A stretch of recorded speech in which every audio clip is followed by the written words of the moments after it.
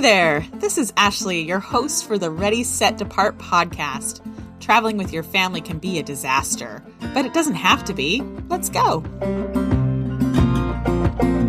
Hello and welcome to episode 7 of the Ready, Set, Depart podcast. We are so glad you're here. Even though we're seeing a few snowflakes in our neck of the woods, it is springtime, which means soon it will be summer. What do you do in the summer? Hide from the heat? Or is that just me? No, really. Summer is a great time for road trips. What do you think of road trips? Are they disastrous or stupendous? Up until a few years ago, I hated road trips. I get carsick easily, so I can't really do anything but stare out the window. But I changed my opinion of road trips when I did just a little bit of tweaking to our plans. First, though, can I share a special memory of traveling with you? In order to do this, I have to introduce you to my grandma and my grandpa. They were from very small mining towns in eastern Utah, so after they were married, they moved to the big city of Salt Lake City. My grandma always loved to travel, and my grandpa loved to drive, so they bought a camper van. It was gold with gold interior, and it slept 6, or so they said. Really, it was more like 3 comfortably. They would drive all over the place in the camper van and often take me or my cousins with them. I remember going to the Grand Canyon, Seattle, Texas, and Arkansas in that camper van. It was pretty awesome as a kid. But the best part of it was that I could lay down in the back and sleep through the whole trip. My grandma would get so mad. She would wake me up and say, "You're missing it, Ashley." In a true child response, I would say, "What could I possibly be missing?" "All of it," she would reply. Grandma and Grandpa have been gone for many years now, and I treasure my memories of traveling with them.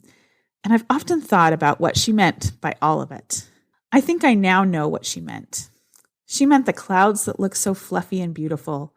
She meant the rolling hills of Kansas. She meant the roadside attractions. She meant the beautiful country we live in. I was, in fact, missing it all. But no more. As I said before, when the world shut down and we couldn't travel across the world in an airplane, we started to take some road trips. We started out small so that I could remember that I used to love to travel the country. And by this time, Trooper was bigger and it was a bit easier to travel. But what really turned the corner for us was doing a little research, finding out what worked for others, and figuring out what worked for our family. Maybe these suggestions will work for your family. Or maybe you have different suggestions. You can always email us at readysetdepart@gmail.com and let us know. So here are my tips. Road trip tip number 1. Be realistic about how far you can go in one day. In episode 2, we talked about how to plan a trip. Ask yourself how long you have. If you only have a week off, I wouldn't plan on driving 20 hours away, especially with little ones. Or with me. It could be a bit more of a disaster than you planned. For us, we don't like to travel more than 9 hours each day. So that's normally as far as we go on a week-long trip. You can get some pretty cool places in a 9-hour drive, though. Road trip tip number 2. Stop every 2 to 3 hours and get out of the car. I always like to find a place to stop every 2 to 3 hours where we can get out of the car and relax for a bit. Sometimes that's a Costco to get some gas. Sometimes it's Shoshone Falls in Idaho. Sometimes it's a rest area with a bit of grass to sit on. But always get out. Go to the bathroom. Eat a snack. Run around. Do something other than being in a car. Road trip tip number 3. Set your GPS for the next stop, not the whole trip. This goes along with the last tip. When you're setting up your GPS, don't set it for the final destination that's 9 hours away. Set it for your next stop that's 2 hours away. It really does help. For some reason, seeing 2 hours on the GPS makes it seem manageable to me, even if my brain knows that we still have 7 hours after that. Road trip tip number 4. Audiobooks, audiobooks, audiobooks, and podcasts. I'm going to let Trooper talk more about this because Trooper loves audiobooks, especially if you're like my family and get a bit carsick. Listening to something is a great way to pass the time. We put enough audiobooks on Trooper's tablet to make it to wherever we are going. We check them out from the library, so it's free. We plug in his headphones, and he's as happy as a clam. One thing about headphones. I did a lot of research before getting his headphones, and the two most important things when choosing headphones are, 1, make sure they're big enough to go around their whole ear, and 2, make sure there is a separate volume control on the headphones so you can control how loud they are rather than just using the tablet controller. Trooper has also gone through a podcast phase. He's loved Circle Round, Cool Facts About Animals, Brains On, and Amazing Wildlife from San Diego Zoo. I really love that last one too.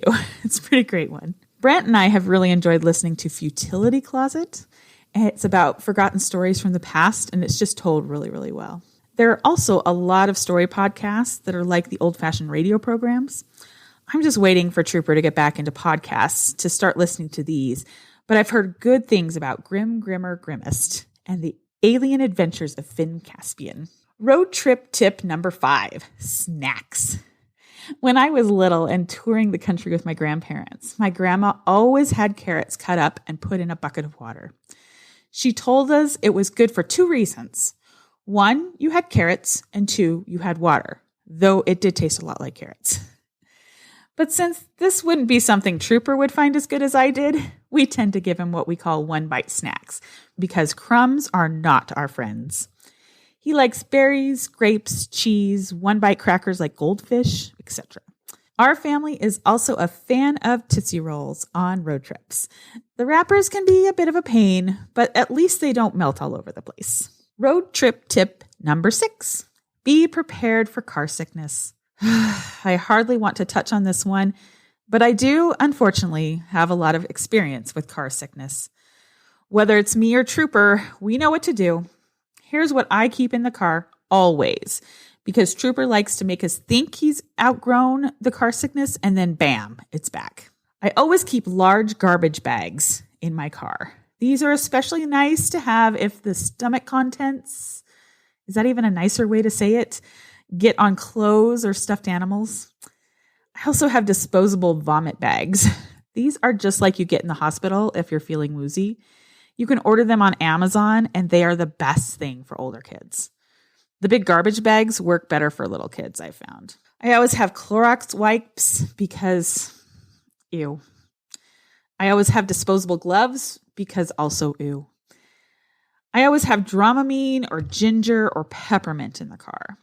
Peppermint normally helps me feel a bit better, but Trooper still needs a bit more to help him feel good in the car, so we always have kids' Dramamine. He also says it tastes horrible, so if you stuff it in a Tootsie Roll, he's much less complaining about it. We also always pack patience.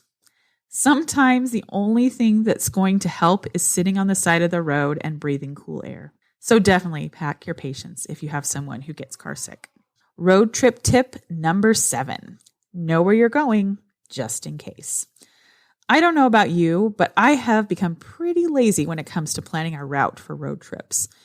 My cell phone GPS is really great to have most of the time. But every time we get into the mountains or out in the desert and don't have cell coverage, I wish I would have at least taken a screenshot of our route. So learn from my mistakes. Take a screenshot of your route, just in case. Road trip tip number 8. Stay in a hotel with a pool at the end of the day to get rid of some energy. If you're driving for more than one day, staying in a hotel with a pool is a great way to let your kids get some energy out without driving you crazy. As an adult, sitting all day makes me tired, but that just doesn't seem to be true for Trooper. Having a way to get rid of their energy will make your next day of driving that much better. Road trip tip number 9. Get your car serviced before you go. You know that weird sound you've been noticing? Now is the time to get it checked out so you're not stuck somewhere with no cell coverage. Ask me how I know.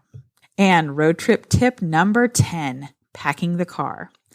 When you're packing up your car, don't forget the blankets for those who are cold when the others are hot. We also like to use laundry baskets for clothes rather than suitcases. They tend to fit a bit better, though we do have a small suitcase with clothes for one night if we're stopping at a hotel. And don't forget the cooler for cold water and snacks. As Brent would say, all those Tetris games you played in your youth can also really help when packing up the car. And now for a bonus travel tip. I haven't done this yet, so I didn't feel like I could put it in the snacks section, but I have been reading about snackle boxes. You get a tackle box, you wash it really well, and then you put different one-bite snacks in each of the compartments. I'm not talking one of those huge tackle boxes, but you know what I mean, just the little ones. But this sounds like a fun way to have snacks. What do you think? Road trips used to be a disaster for us. We drove for 2 hours with a screaming, done being in the car seat baby one time. But that was before we figured out our tricks. So let us know. What do you think about road trips? Amazing or disastrous? And now it's time for Trooper's Tips for Kids. Hey guys, I really like going on road trips now that we've figured out how much I like audiobooks. It's like someone's reading to you the whole time. It's so much fun. Some of my favorite books I've listened to are Frindle, Harry Potter, Land of Stories, and Wingfeather. There are also some short books for younger kids. My mom checks them out from a library app called Libby. You should really try out an audiobook sometime. They're the best. And one more tip is you only have 21 days to listen to the book. Now that's Trooper's Tips for Kids today. Peace out! Thanks for listening. If you like this podcast, be sure to share it with your friends or even leave a review so others can find it. Follow us on Instagram at ready.set.depart. This is Ashley with Ready, Set, Depart. Remember, traveling with your family can be a disaster, but it doesn't have to be. See you next time.